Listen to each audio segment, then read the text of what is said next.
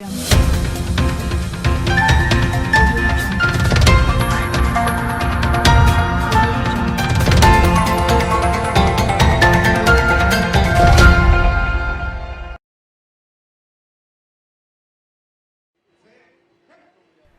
isu mulai keamanan regional hingga ketahanan pangan dan harga energi menyusul serangan Rusia ke Ukraina menjadi fokus lawatan Presiden Joe Biden ke Israel tepi barat dan Arab Saudi. Tapi bagi banyak pihak, persinggahan yang terakhir ini dan pertemuan dengan Pangeran Mohammed bin Salman, putra mahkota kerajaan Saudi, yang paling banyak mendapat sorotan. What President Biden is doing is suggesting that human rights are cheap and can be bargain out for a range of other impact, outcome, output. It in many ways shatters the vision that President Biden had offered to the world after Russia's aggression of Ukraine. Kunjungan Biden ini dinilai bertentangan dengan komitmen menempatkan penegakan HAM sebagai isu sentral politik luar negeri AS dan janjinya mengucilkan putra mahkota Saudi atas kematian kontributor Washington Post Jamal Khashoggi pada 2018. I think this is terribly disappointing for Saudi Arabia's human rights defenders, civil society leaders, and I don't think it's particularly wise. I think strategically and as a policy decision, I don't think it benefits the United States. Masih terkait perlindungan wartawan, aktivis juga menyoroti kematian jurnalis Amerika keturunan Palestina Shireen Abu Akleh pada 11 Mei. Deplu AS mengakui kematian mungkin disebabkan peluru tentara Israel, tapi tak mau menyebut kematian ini disengaja. Kekecewaan juga datang dari mereka yang mendukung perjuangan warga Palestina. Apalagi karena fokus lawatan Presiden Biden kali ini adalah memperluas Abraham Accords atau Perjanjian Abraham yang menormalisasi hubungan antara negara-negara Arab dengan Israel. Pendekatan di tingkat pemerintah negara Arab terjadi di tengah berlanjutnya bentrokan di tepi barat dan jalur Gaza. The Palestinian issue has largely dropped off the map of the Abraham Accords, and the focus is really on developing regional economic ties between Israel and its Arab neighbors at the expense of Palestinian sovereignty. Meski mengakui normalisasi tak akan berlangsung segera, Biden kembali menekankan dukungan kepada solusi dua negara. It remains, in my view, the best way to ensure the future of equal measure of freedom, prosperity, and democracy for Israelis and Palestinians alike. Analis menilai keterbukaan sebagian negara Arab terhadap Israel banyak didorong kekhawatiran mereka soal menguatnya pengaruh Iran di kawasan. Dari Washington DC, Nova Purwadi, Patsy Budakuswara, dan tim VOA.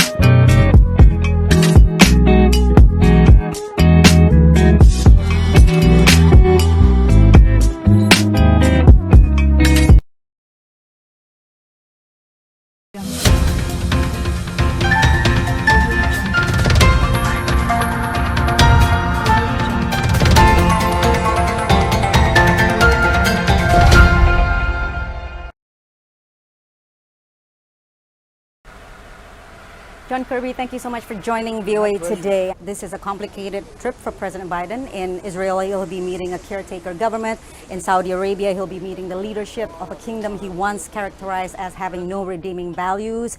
Can you describe what would be the indicators of success for this trip, as well as the broader aim for the administration in the region? There's so much that needs to be discussed on this trip, and the agenda is quite extensive.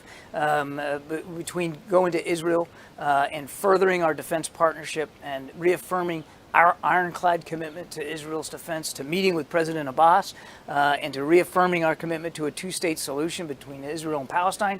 And then, of course, in Saudi Arabia, where we'll have bilateral discussions with King Salman and his leadership team.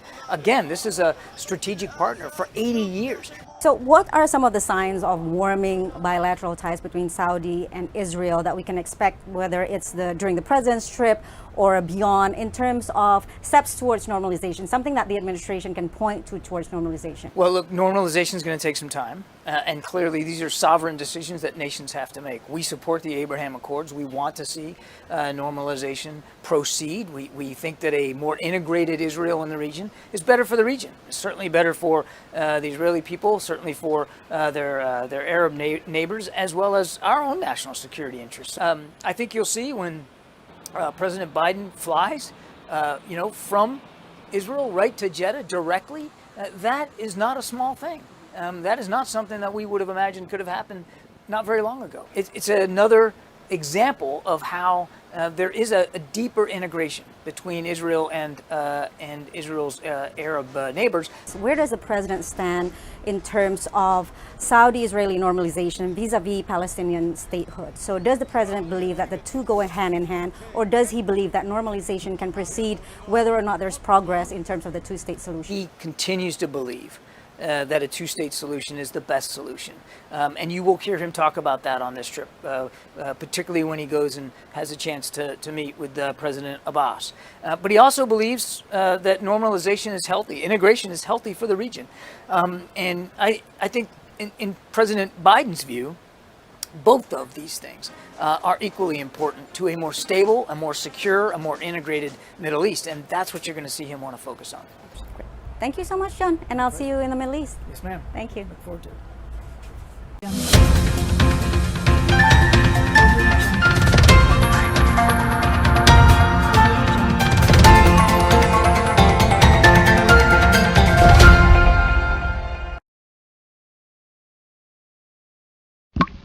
Minuman segar tanpa es batu itu nggak mungkin. Mau praktis dan higienis, itu pasti. Es batu kristal Mr. Duck, itu solusinya.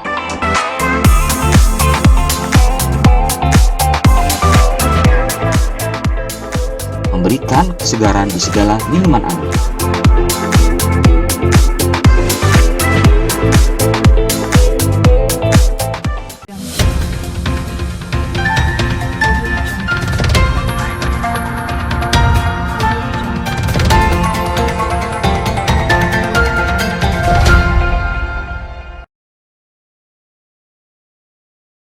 Pada bagian pertama kunjungannya ke Timur Tengah, Presiden Joe Biden bertemu dengan para pimpinan Israel di hari Kamis dan pimpinan Palestina di hari Jumat, di mana ia akan sekali lagi memberikan dukungannya terhadap solusi dua negara menuju Palestina merdeka. Namun tujuan yang lebih besar adalah untuk menggalang keamanan bagi Israel, khususnya di tengah ancaman dari Iran. Caranya dengan meningkatkan hubungan antara Israel dengan negara-negara tetangganya, negara-negara Arab, melalui ikatan militer dan ikatan ekonomi.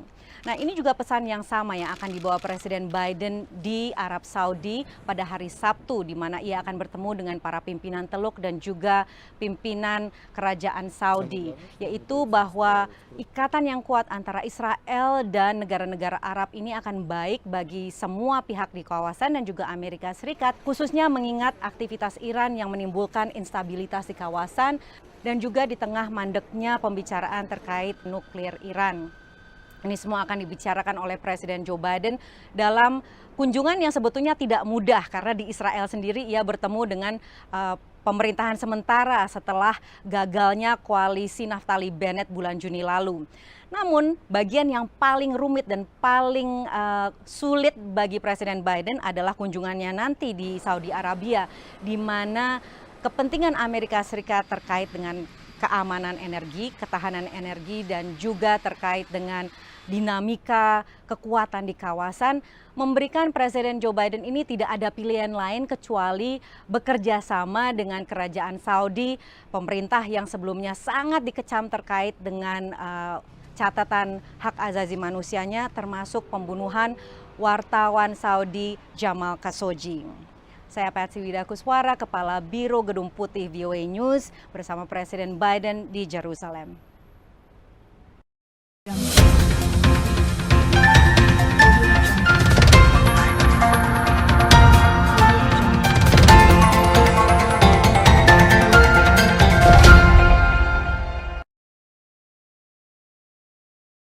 Dorang mau cerita, jadi waktu itu aku mau berkunjung ke tempat kerjanya temanku. Nah jadi aku capek sudah nih kan cari tempatnya.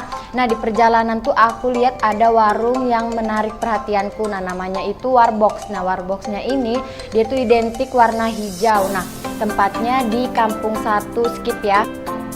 Menunya tuh banyak sekali sampai aku tuh bingung mau milih menunya tuh yang mana. Akhirnya setelah pesan makanan, ting, datang sudah makanannya. Enak tau makanan yang satu ini namanya mozzarella corn dog. Minumannya juga enak dan seger banget. Nah jadi buat kalian kalau misalnya mau nongki-nongki di situ bisa banget nongki di situ. Skip, teleponan lah nih sama temanku yang tadi, rupanya kantornya tuh dekat sama Warbox itu, namanya tuh ETV atau Equator TV. Nah tertariklah aku nih masuk ke sana ke studionya. Studionya sederhana tapi tetap memadai, mumpung aku masuk TV kan, jadi coba-cobalah aku nih jadi presenter. Ternyata depan kamera itu gugup banget, nah sampai salah-salah aku ngomong.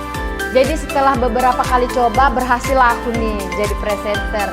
Meskipun beberapa baris aja tapi sedanglah kan dapat pengalaman yang jarang didapat di Tarakan. Kalian juga kalau misalnya mau belajar tentang broadcasting datang aja ke ETV. Jadi kalian tuh nggak cuma nongki-nongki aja, kalian juga bisa datang untuk coba-coba mau jadi presenter di ETV ini.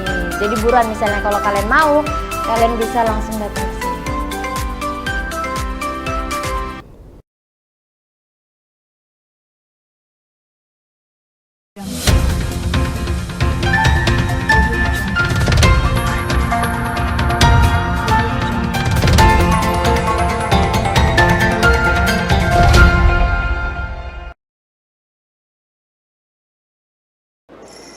Berbagai forum G20 akhirnya ditandai walkout dan saling menghindari antara pejabat Amerika Serikat dan negara barat dengan pejabat Rusia. Menurut analis, tak banyak yang bisa dilakukan Indonesia sebagai tuan rumah dan pemegang presidensi. It really is a forum for discussion rather than an organization that has implementing power. So I don't see the lack of a resolution as in any way a failure, because there was no way for Indonesia to have achieved anything other than the outcome it got. It provided a forum and in that sense was a success. Pertemuan sebelumnya antara Presiden Republik Indonesia Joko Widodo dengan Presiden Ukraina Volodymyr Zelensky di Kiev, lalu Presiden Vladimir Putin di Moskow mendapat respon positif secara domestik, tapi dipertanyakan efektivitasnya oleh analis. Well, if it were a serious peace mission, where is the evidence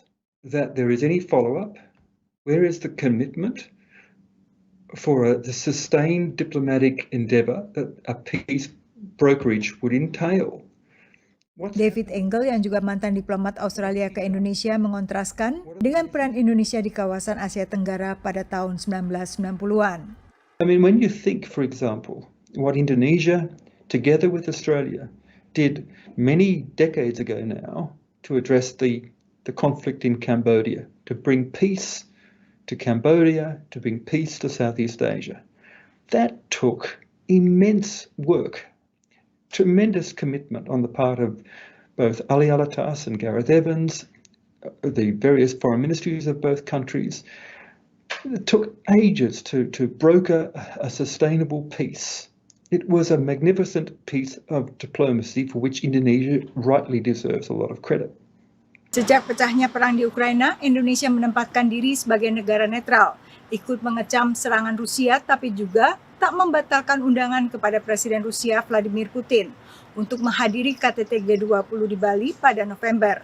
Setelah pertemuan Jokowi dengan Putin di Moskow pun, Putin menjamin keamanan gandum dan produk pertanian Ukraina yang tertahan dari pasar ekspor. Tapi implementasinya masih tanda tanya. But ultimately, success is measured on the ground. And that will only become apparent if Vladimir Putin actually lives up to his commitments and lives up to his promises.